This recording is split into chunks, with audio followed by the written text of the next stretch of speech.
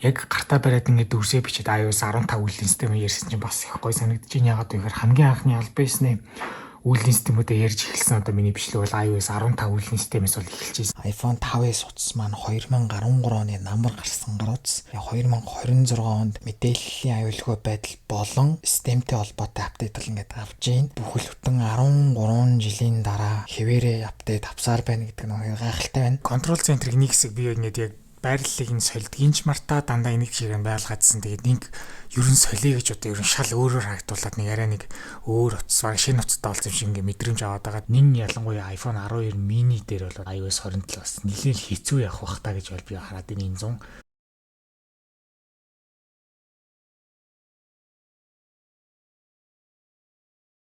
За сайн байцгаана уу? Өнөөдрийн бичлэгээр 12 ширхэг үйлдвэрлэлийн систем бол ярих таарна. За дэс дараалалаар нь хэлэх юм бол iOS 12.5.8, iOS 15.8.6, iOS 15.8.7, iOS 16.7.13, iOS 16.7.14, iOS 16.7.15, iOS 18.7.4, iOS 18.7.5, iOS 18.7.6, iOS 18.7.7. За тэгээд iOS 26.4.1, за тэгээд iOS 27.0 гэх энэ хүний 12 ширхэг үйлдвэрлэлийн системийн талаар бол ярилцсанаа. За тэгээд энэ дээрээс юу н анзаарах юм бол яг өнгөрсөн өвлөөс хойш ер нь iOS 26-аас бусад үйлдвэрлэлийн системүүдийн апдейт бол гараад явж ирсэнээр би тухайн үед нь тусад нь бичлэг хийж амжаагүй явсараагаад ингээд анх удаага нэг үйлдвэрлэлийн системийн бичлэгэн дээр 12-ыг нийт багтааж бол ярьж байна. Тэгээд хэрвээ дараа нь зүгээр л ямар нэгэн байдлаар үйлдвэрлэлийн систем гараад ерөөсөө би хурдан бичлэгээ оруулахгүй бол шууд миний Discord-ийн хувь шатаар орж ирээ. Чи одоо бичлэгээ хийж болоо намайг занж орж ирж одоо болно шүү. За тэгэхээр үйлдвэрлэлийн системүүд нь ямар яг одоо iPhone-ууд дээр зориулж гарсан бэ гэхээр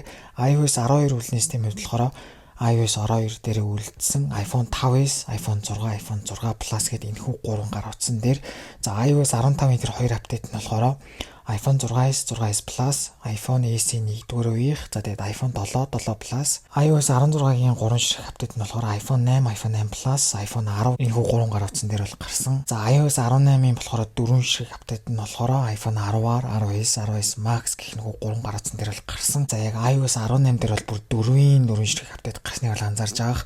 Яагаад вэ гэхээр iOS 26 суулгац бол маш муу байгаа. Тэгээд нөгөө талаасаа iOS 18 дээр маш олон хэрэглэгч байгаа. Тэгээд iOS 18 дээр Dark Sword гэх кибер халдлагын одоо зүйл гарсан учраас Apple-ийн зүгээс бол iOS 18 дээр гарч байгаа апдейтууд бол яалчгүй их болж таарсан байгаа. iOS 26 үйлдвэрлэлийн системүүд бол мэдээж хэрэг тодорхой. iPhone 11-с iPhone 17 Pro Max хүртэл хүчнүүд дээр бол суух боломжтой. iOS 26-гаар 4 төхөөрөмж, iOS 27-гаар бас 4 төхөөрөмж бичсэн байгааг бол та нар харж байгаа. iOS 27 гарахдаа iPhone 11-ийн загварууд болон 2 дугаар үеийн iPhone SE-г бол хасах магадлал бол маш өндөр байгаа. Тийм учраас ирээдүйд гарах iOS 26-гийн мэдээллийн аюулгүй байдлын кодны шийдвэрлэлтийн апдейтууд болохоор 11 Pro, 11 Pro Max гэх энэхүү SE 2-тойгоо нийлээд энэхүү 4 гар утсанд зориулж бол ирээдүйд бол iOS 26-гийн апдейтууд бол яг бусад утас шиг бол гарах нэ. За харин яг энэ яг одоо прогнозоор нь яг таамаглах юм бол iOS 27-гийн хувьд iPhone 12 mini, iPhone 12, 12 Pro, 12 Pro Max гэх энэхүү 4 гар утсыг бас өөр дээрээ авч үлдээд iPhone 12-ийн загварууд маань iOS 28 суух боломжгүй болох магадaltaй гэж ойлгож болно. За тэгээд энэхүү ерөнхий iOS 12-аас iOS 27-гийн энэ бүх энэ одоо үйлдвэрлэлийн системүүд дээр гацсан утаснуудыг анзаарах юм бол ер нь iPhone 13-ийн загварууд ер нь ойрхон ирсэн байна. Тэгээд iPhone 13-ийн загварууд ойрхон ирнэ гэдэг нь миний яг үндсэн ашигладаг гар утас болох 3 дугаар үеийн iPhone SE ер нь бол үйлдвэрлэлийн системэнд тулахад ер нь ойртож байна шүү гэдэг одоо нэг тийм мэдрэмжийг бол дагуулж болно гэдэг өгсөн байгаа. За тэгээд мэдээж хэрэг яг энэхүү таамагласан прогнозын дагуу зүйлс бити болоосоо. За тэгээд миний зүгээс одоо iOS 27 үйлдвэрлэлийн систем 100 гарахдаа iPhone 11-ийн загварууд болон 2 дугаар үеийн iPhone SE-г бити хасаасаа гэж бол одоо үнэхээр бас хүсэж байна. За логик дистараллын дагуу iOS 12 үйлдвэрлэлийн системээс бол эхэлж бол ярий. За энэ бол үнэхээр бас түүхэнд яригдхооц ер нь бас маш гоё үйл явдал болж байна. Яагаад вэ гэхээр iOS 12 5.8 апдейт маань бол мэдээж хэрэг iPhone 5s, iPhone 6, iPhone 6 Plus утаснууд дээр бол гарсан. iPhone 5s утас маань 2013 оны намар гарсан гар утас. Тэгээ 2026 онд мэдээллийн аюулгүй байдал болон системтэй холбоотой апдейт бол ингээд авч ийн. Бүхэл бүтэн 13 жилийн дараа хэвээрээ апдейт авсаар байна гэдэг нь гайхалтай байна. яг одоо идэвхтэй ашигладаг iOS 12 дээрх iPhone 5-ээс болон iPhone 6-гийн хэрэглэгчнэр бас нөгөө талаас тодорхой хэмжээний тоотой байгаа учраас Apple-ийн зүгээс л энэ апдейтыг бол гаргаж байгаа гэж миний зүгээс л ойлгож байна. За тэгээд хэдүүлээ энэ хүү iOS 12 5.8 апдейтны тайлбарыг нь унших юм бол iMessage, FaceTime болон одоо device activation буюу Apple ID-гаар өөрийнхөө төхөөрөмж идэвхтэй ажиллаж байгаа шүү гэдэг энэхүү систем дээрх үйлдэлүүд маань 27 оны 1 сараас хойш одоо хിവэрээ ажиллах энэхүү гормыг дэмжихийн тулд одоо энэхүү iOS 12 5.8 апдейт маань бол гарчээ. За тэгээд Sports Apple.com гэдэг iOS 12 5.8-ийн мэдээлэл аюулгүй байдал талаас нь хэдүүлээ яг юуны мэдсийг нь орохоо харсан боловч за энэ дээр нь бол хараахан бол яг нарийн бол дурдж бол тэрийг Apple-ийн зүгээс бол тавиагүй байсан.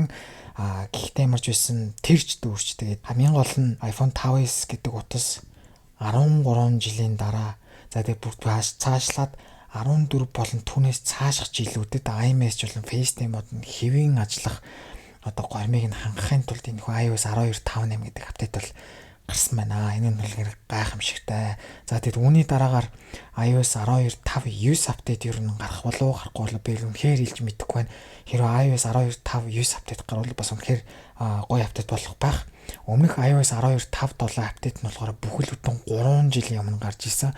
Тухайн үед нь бол би яг YouTube сувг дээрээ Apple болон iPhone 5s 10 жилийн романс гээд бүхэл бүтэн 10 жилийн дараа iPhone 5s гаруус апдейт авч гинэ гээд яг энэ хөө iOS 12 5.7 апдейтыг бол яг 3 жилийн өмнө ярьж ирсэн байна. Тэгээд 3 жилийн дараа ингээд iOS 12 5.8 апдейт маань ингээд ямарч байсан маш чухал одоо апдейттайгаар ингээд гарлаа. За iOS 15 апдейтийн хувьд болохоор миний яриаггүй өргөсөн хоёр үйлдлийн систем байгаа. За бичлэгний би яг одоо дараагийнхаа хэсэгт iOS 15 8 талыг бол яг дэлгэнгүй ярина. За iOS 15 8.6-гийн хувьд болохоор мэдээллийн аюулгүй байдал талаас яг олдох зүйл байна уу гэсэн боловч мөн адил одоо Apple-ийн зүгээс яг тэр хэсгийг нь бол дурдааг бол үлдээсэн байна. За тэгээд хэдүүлээ дараагийн хэсгээрээ iOS 15 8.7 үеийн системтийг бол одоо танилцъя. За яг одоо миний гарт бол iPhone 6s байна. За энэ iPhone 6s болохоор одоо iOS 12 үеийн системтэй байгаа. Тэгээд iPhone 6s болон iPhone 7 дээр одоо iOS 15 үеийн систем хамгийн сүүлд үлдсэн учраас одоо яг над дээр апдейт бол iOS 15 8.7 болно гэдээ бол гарч ирж байна. Тэгээд яг гартаа бариад ингээд дүрсээ бичээд iOS 15 үеийн систем ярьсан чинь бас их гоё санагдаж байна. Ягаад гэвэл хамгийн анхны албаасны үеийн системүүдээ ярьж эхэлсэн одоо миний бичлэг бол iOS 15 үеийн системээс бол эхэлчихсэн. Тэгээд ямар ч үс iOS 15 8.7 бол апдейт бол гарсан. 365 GB-аар бол гарсныг та нар л харж байгаах. За энэ хүү гар утсан дээр бол яг одоо iOS 12 суудсан байгаа. Тэгээд би энэ үеийн системийг бол суулгахгүй. Тэгээд iOS 12 дээр нь хадгалахын тулд одоо ингээд бол хадгалдаг. Тэгээд ямар ч энэ апдейтыг бол хийхгүй. Гэхдээ ямар ч байсан энэ одоо хоёр зэгт апдейт маань бол гарсан. За тэгээд хэдүүл Apple-ийн вебсайт руу ороод ямар одоо өөрчлөлт орсныг хэрвээ харах юм бол iOS 15 8.7-гийн хувьд бол kernel хэсэг дээр нэг, за web гэж хэсэг дээр ингээд 3 одоо мэдээллийн аюулгүй байдлын кодын сайжруулалт бол ингээд бол орсон. За тэгээд энэ хүү апдейт нь болохоор iPhone 6s, 6s Plus, iPhone 7, iPhone 7 Plus, за тэгээд эхний үеийн iPhone SE, за тэгээд iPad Air 2, дөрөв дэх үеийн iPad mini, за тэгээд 7 дугаар үеийн iPod Touch гэдэг одоо утаснууд дээр бол ямарчсан төхөөрөмжүүд дээр энэ хүү хоёр зэгтээ мэдээллийн аюулгүй байдлын кодын сайжруулалтын үеийн систем апдейт бол ингээд ямарчсан гарч ирсэн байна. Тэгээд эргээд ингээд хуучин утсан дээр iOS 15 үеийн системийн апдейтыг ярихад бол үнэхээр дата байлаа. Тэгээд хоорондоо ингээд шилжиж явхад яг дэлгэцний 3D touch-аар ингэж бол явж байгаа та анзаарж байгаа. Тэгээд миний хамгийн дуртай үйлдэлүүдийн нэг бол энэ нэг байдаг. iOS 16 үеийн системийн болохоор 3 үеийн систем бол гарсан байгаа. Эдгээр нь болохоор iPhone 8, iPhone 8 Plus, iPhone 10 гэх энэ хүү 3 гар утсанд бол зориулж бол тухайн үедээ бол гарсан. За тэгээд яг iOS 16 7.3 болон iOS 16 7.14 апдейтуудыг одоо яг мэдээллийн аюулгүй байдал талаас Apple-ийн зүгээс бол дурдсан зүйл бол байсангүй. 16 7.13 дээр байхгүй. За тэгээд мөн адил 16 7.14 дээр бас Apple-ийн зүгээс бол дурдаг байсан. Харин iOS 16 7.15 дээр бол мэдээллийн аюулгүй байдал талаас юу засагдсныг бол Apple-ийн зүгээс дурдсан байсан. Тэр нь гэхдээ маш цамхан буюу 3 сарын 11-ний өдөр яг одоо WebKit зэг дээр яг нэгэн засалт ингээд орсон юм байна. Маш цамхан апдейт бол ингээд iPhone 8 Plus, iPhone 10 гэсэн гар утснууд дээр энэхүү апдейт маань бол ингээд гарчээ. За iOS 18 үйлдвэрлэлийн системийн хувьд болохоор нийт 4 ширхэг үйлдвэрлэлийн систем гарсан байлсэн. За энэ 4 үйлдвэрлэлийн системийг ярихаас өмнө iOS 18 4-өөс iOS 18 7-гийн хооронд байгаа нийт идэвхтэй ашиглаж байгаа 2 сая гаруй төхөөрөмж байгаа гэж бол яг мэдээ явж ирсэн. Тэгээд тэр хүмүүс бүгд одоо кибер одоо аюулгүй байдлын асуудалд бол орсон. Тийм учраас доорож iOS 26 болон яг iOS 26-ийн сүүлийн үйлдвэрлэлийн системийг сулгуул кибер одоо хадгалгаас одоо өөрийгөө хамгаалах наацах одоо үйлдэл бол хийж ингээд болно гэж би бол одоо өмнөх iOS 26 4 үйлдвэрлэлийн системдэр бол дэлгэрэнгүй бол ярьсан байгаа. За тэгээд түүнтэй холбоотойгоор бас iOS 18-ийн кибер бол одоо энэхүү асуудалтай холбоотойгоор яг Apple-ийн зүгээс энэ маш богино хугацаанд iOS 18 дээр бол 4 ширхэг апдейтыг бол гаргасан байна. За тэгээд iOS 18 7.4 болон iOS 18 7.6 гэх энэхүү хоёр апдейтэн дээр Apple-ийн зүгээс бол өөрсдийнхөө мэдээллийн аюулгүй байдлын сайтн дээр яг мэдээллийн аюулгүй байдлын юу засагдсан талаар бол хараахан бол дурдааг болон гэж бол өнгөрөөсөн байсан. Харин iOS 18 7.5 болон iOS 18 7.7 апдейтууд дээр бол яг юу засагдсныг бол Apple-ийн зүгээс нарийн бол хэлсэн байсан. За iOS 18 7.5 апдейтийн хувьд бол мэдээж хэрэг та бүхэн мэдж байгаа iPhone 10-аар 19 Max гэх нэг 3 гар утсанд зориулж бол гарч байгаа. iOS 18 7.5-ийн хувьд мэдээллийн аюулгүй байдал талаас accessibility, за books, safe network, core audio, core media, image audio дээр ингээ хоёр kernel хэсэг дээр нэг launch service, live expat, live net core, live captions, mail, messages, modal за multi-touch, Safari, за sandbox profile, screenshots, shortcuts, Spotlight, StoreKit, UIKit, Voice Control, Voice Over, WebKit дээр ингээ 1 2 3 за тэгээ Wi-Fi за тэгээ нэмэлтээр хин тусалцаа үзүүлснүүдийг бол бүгднийг дорно гэдээ бол ямар баг хүм хамт олон тулсныг бол дурдсан байна. Тэгээд энэ апдейтэн дээр бол бас мэдээж хэрэг нийтлэн бас хөрхөн мэдээллийн аюулгүй байдлын контент зөвлөлтийг орсон байгааг бол та бүхэн бол харж болж байна. За iOS 18 7.7 апдейтийн хувьд болохоор за 26 оны 3 сарын 24 хавцаа бол ингээ гарсан гэж юм. За 802.1x гэдэг хэсэг дээр бол одоо мэдээллийн аюулгүй байдал бол хэлсэн байна. За энэ дээр бол яг хатакер буюу яг кибер халдлага хийж байгаа хүн талаас нь яг бас ингээд нэмэлт тайлбар явж байна. За Apple Key Store, Audio, Clipboard, Core Media, Core Utils, Crash Reporter, Curl, Device Link, Focus, iCloud, Image.io, iTunes Store, Kernel дээр ингээд 1 2 3 за тэгээд MDNS responder за тэгээд security, UI foundation, vision, WebKit гэдэг 1 2 3 4 5 орсон байг бол анзаарч байна. За тэгээд нэмэлтээр хийн ямар тусалцаа үзүүлснийг Safari дээр яг одоо энэ хөө Renva X23 гэдэг одоо баг хамтуулан бол ингэ тусалцаа болох үзүүлснийг Apple-ийн зүгээс талархал илэрхийлж бол дооронд дурдсан байна. За тэгээд энэ хүү iOS 18 апдейтууд маань ямар ч байсан тестарлаад маш олон гарсан 4 ширхэг апдейт гарсан. Мэдээллийн аюулгүй байдал бол маш чухал. Тэгээд ойролцоогоор энэ зундаа багтаад би бас мэдээллийн аюулгүй байдал, мэдээллийн аюултай байдал гэдэг тухай маш сонирхолтой бичлэг бол оруулан тэрийг тухайн үед нь гаргахад та бүхэн бол сонирхож үзээрэй. Тэгээд дараагийнхаа апдейтний сэрэг бол орцгоё. За тэгээд өнгөрсөн намраас хойш хүлээлгэсэн iOS 26 суух боломжгүй болсон буюу iOS 18 дээр үлдсэн iPhone 10-аар 19 Max гэх энэхүү 3 гар утсанд зориулаад хүндэтгэлийн бичлэг орно гэж бол би хэлснийхаа дагуу заавал оруулан цаг завдал нь үнэхээр таарсангүй. Тэгээд яг энэ бичлэг орох 7 хоногийн 5 дахь өдрийн 5 цагаас iPhone 10-арын хүндэтгэлийн бичлэг. За тэгээд тэрнээс яг 7 хоногийн дараа тухайн 5 дахь өдрийнхөө 5 цагаас iPhone 19 Max-ийн хүндэтгэлийн бичлэг бол ингээд орноо. Тэгээд тухайн үед нь орохгүй бол над руу шууд занал хийлж бол орж ирээрээ. Тэгээд ямар ч байсан хүлээлгэсэнд бол уучлаарай. Гэхдээ ямар ч байсан заавал iPhone 10-аар 19 Max гэх энэхүү 3 гар утсандаа зориулаад хүндэтгэлийн бичлэг бол заавал зайлшгүй бол одоо 2-7 хоногийн хугацаанд багтаад 7-7 хоног бүрээр л ингээд орохоор болсон.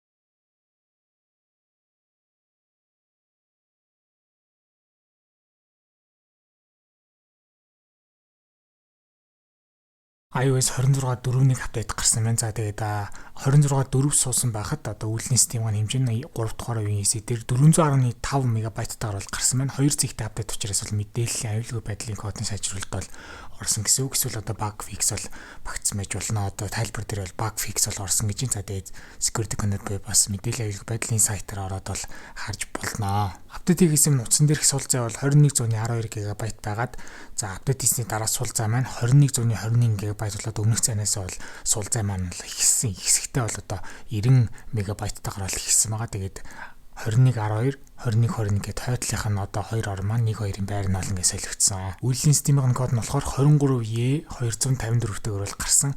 Одоо яг энэ 26.4-1 гэдэг үйлдлийн систем дээрээ дарахгангууд одоо энэ яг үйлдлийн системийн код нь бол гарч ирж байгаа юм байлээ. Тэрийг бол өмнө нь би хэлэх гээд бол анзаараагүй. За энэ хүү iOS 26.4-1 дээр яг ямар баг фикс багтсан бэ гэхээр iCloud руу хадгалдаг хүмүүс бол зөндөө байгаах мэдээлэлээ. Тэгээд 26.4 дээр болохоор iCloud руу ер нь data sync буюу data одоо iCloud дээр хадгалах асуудлууд одоо үүсчихсэн учраас iOS 26.4-ний үйлдвэрлэлийн систем апдейт хийвэл одоо iCloud руу одоо датагаа хуулахад одоо янз бүрийн асуудал байсан бол тэр маань ингээд байхгүй болж байгаа маань. Миний хувьд бол iCloud-ыг бол нэг ашигладаг үсрээд 5 GB-аас 400 MB-ыг нь л одоо ингээд ямар ч ашигладаг. Тэгээд iCloud-тай асуудалтай хүмүүс юурэ байсан бол энэ апдейт рүүгээд бол тэрхүү асуудлаа шийдэрээ. Settings рүүгээ ороод доошоо яваад privacy руу очоод за тэгээд дахиад доошлуулах юм бол stolen device protection гэж байгаа улдгаад алдах юм бол нэг урьдчилан сэргийлж хасаадаг тохиргоо гэсэн үг.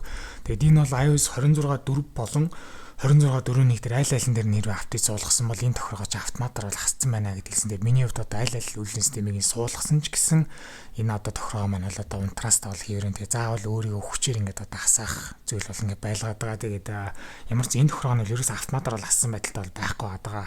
За тэгээд контрол центрийг нэг хэсэг би ингээд яг байрлалыг нь сольдгийнч мартаа дандаа энийг чигээр нь байлгаадсан. Тэгээд нэг ерөн солиё гэж одоо ерөн шал өөрөөр харагдуулаад нэг арай нэг өөр утас баг шинэ утастай болсон юм шиг ингээ мэдрэмж аваад байгаа. Тэгээд удаан дараад нэмэхүүд дээр ер нь хэрвээ хэдүүлээ ингээ дараа басны зарим зүйлсийг одоо анзаарыг гэвэл одоо жишээ нь энийг нэмээд энэ дээр хэдүүлээ хөдөлгөөн хийгээд одоо ингээ томсоод ингээ жижигсэхтэй тэр яг icon дагаад тэрийг буцаад ингээ нарийнхан болж байгааг та нар анзаарж байгаа.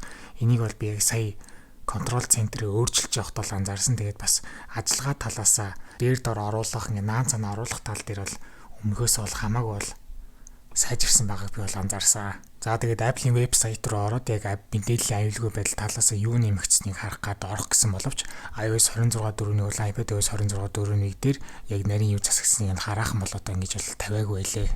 За бенчмарк оноог нь бол үйлдвэрлэлийн систем болгон дээр бол ярьж байгаа.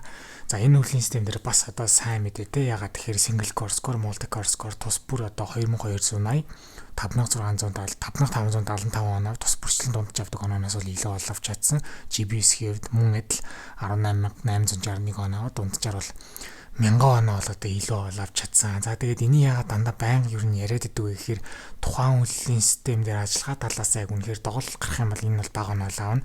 Тэгээд эртөө эзэний цагт хэрвээ одоо яг дундаж авдаг онооноос бүр хамаагүй үнэхээр муу оноо ингээд авах юм бол тэр мөчийг л одоо би ярих гэж одоо энэ хэсгийг бол дандаа бол ярьдаг гэсэн үг. Тэгээд одоо хүртэл хараахан тийм бол үнэхээр нүсэр бага оноо авсан тохиолдолтой бол одоо апдейт бол хараахан бол гараагүй л байна. Тэгээд тийм юм болохгүй гэж найдаа. Гэхдээ хэрвээ тийм болох юм бол одоо сануулгын үднээс та нарт бол одоо хэлнэ гэсэн үг юм аа. За тэгээд үзэгчнэрээсээ дандаа л асуудаг одоо асуултаа бол би байнга асуугаал хизээч бол одоо цахлахгүй гэх юм уу одоо яг ууггүй бол асуусаар л явсаар л байна. Тэгээд iOS 26.4-ний үйлдвэрлэлийн систем рүү хэрвээ та нар хийсэн бол та нарын яг ямар гар утсан дээр одоо ажиллагаа болон материалаас хэр байна вэ гэдэг бол бичээд бол бас комент секторыг бичээ бусдаа голоод ингээд хуваалцаарай. Намайг үздэг хүмүүстээ зориулж Discord сервер бол нээсэн. Тэгснээрээ та нар хоорондоо юм бичих боломжтой болсон байгаа. Тэгээ би энтэйгээ гоё нээлттэй бол харилцаж байгаарай. Тэгээ Discord маань нэгтгэхийг хүсвэл description хэсэг дээр линкийг нь тавьсан байгаа. За үнэхээр л яг гинтийн зүйл болчихгүй бол iOS 26.4.2 үйлдвэрлэлийн систем бол баг гарахгүй байх гэж би бол миний зүгээс бол бодож байна.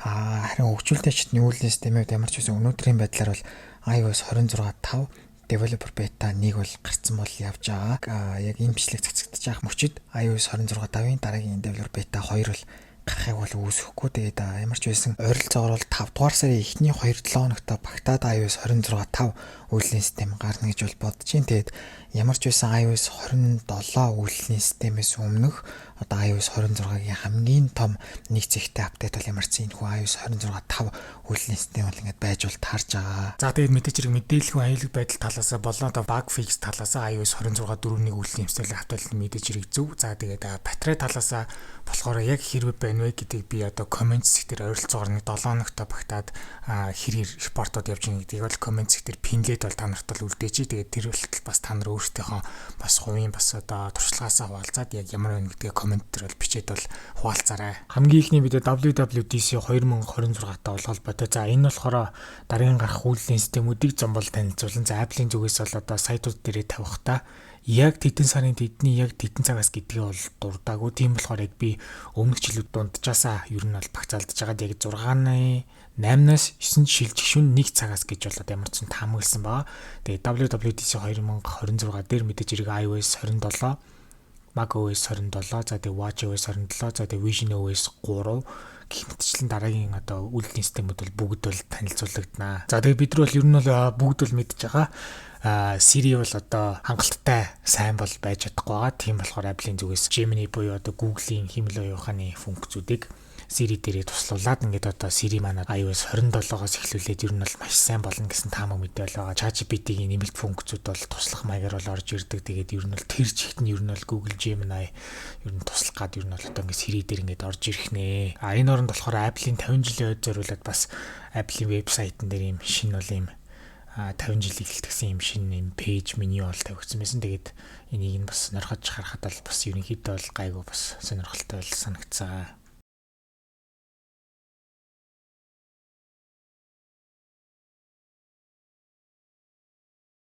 За тэгээд бас тамаг мэдээгээр ер нь бол одоо iPhone 11 Pro, iPhone 11 Pro Max, iPhone 11-ийн загварууд бол ер нь бол iOS 27-гийн үйлдвэрлэлийн систем дэмжих гар утснуудын жагсаалтнаас бол хасагдана гэсэн мэдээ бол явж байгаа. Тэгээд бас ерөнхийдөө iOS 27 загварын хувьд бас нэг ерөнхий цоош нь одоо харьцаатай iPhone буюу iPhone Fold гарч ирэх магадaltaйгаа тэрэнд зориулаад одоо энэхүү iOS 27 бол одоо ялтчгүй дизайны хувьд яг одоо хөгжүүлэлтийн хувьд бас тэр гар утсанд зориулсан тусдаа хөгжүүлэлт нь нэлээд явах учраас бас тэрэнд зориулсан бас нэг хэсэг бол явна. Тэгээд бас тэрнийгээ дагаад бас яг iPhone Fold дээр зөвхөн байдаг одоо функцүүдийн мерсээр одоо 2-3 ч юм одоо бас энгийн одоо харьцаатай iPhone-ууд дээр бас ингэж бол гарахыг бол мэдээж хэрэг үгүйсэхгүй. За тэгээд одоо бүгд л одоо AI ярьж эхэлж байгаа. Яагаад заавал 2026-оноос эхэлж AI яриад байгаа гэж юусоо ойлгохгүй байна. Тэгээд бүгдлээ ярьж байгаа. Тийм болохоор одоо манай баг тэрнээс нь болоод манай Siri маань баг ингэ тустай аппликейшн дээр гарах магадaltaй гэсэн бас мэдээ бол ингэ бас явж ийсэн. За iOS 27-тай холбоотой нэг юм бүр нэг тустай вебсайт бол гарч яваад байгаа юм билээ. Энэ дээрээс хэдүүл ороод iOS 27 гэдэг хэсэг рүү ороод харах юм бол